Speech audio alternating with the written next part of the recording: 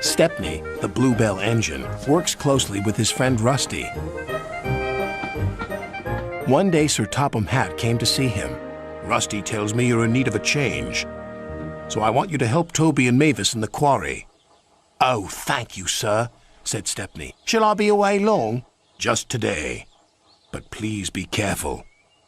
It is easy to get lost up there, so be back before dark." "We will," said the driver. Stepney soon arrived at the quarry. "We're glad you're here to help us," said Toby. "Are these my cars?" asked Stepney. "Only some of them. There's masses more in the sidings," replied Mavis. "The more the merrier." Stepney was really enjoying himself. The dustier he became, the harder he worked. Mavis and Toby were impressed. Then the foreman spoke to his driver. "We have a night special to take to the building site at the new branch line. Do you want to pull the train?" "Yes, please," said the driver. But he should have asked Sir Topham Hatt first. Night came. "Be careful, Stepney," advised Toby. "I will, and thank you for a lovely day. I do hope I can come back again." "The line can be spooky," said Mavis. "Thank you for the warning." And with that, Stepney puffed away.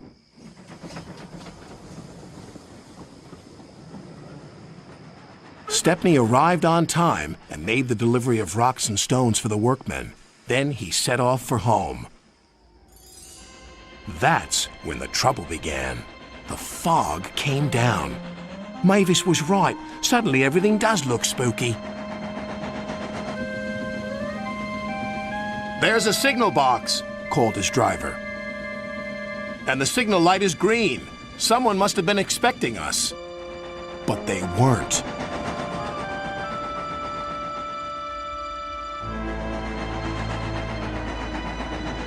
The points had been set in the wrong direction, but Stepney didn't realize this. "Home, here we come!"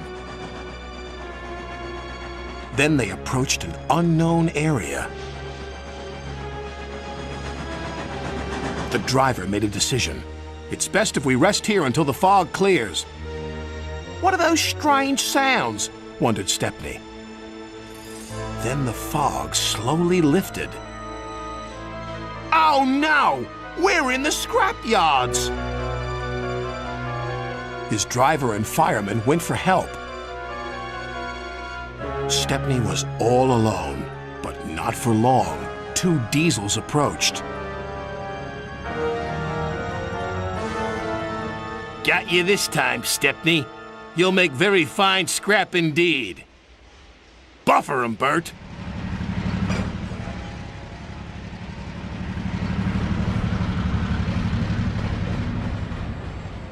The diesels took him to the large smelter shed.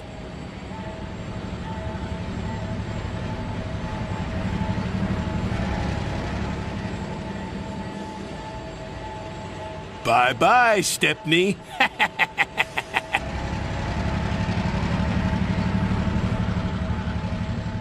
Stepney looked up. Above him was a huge grabber. "This engine's not for scrapping." The grabber wasn't listening.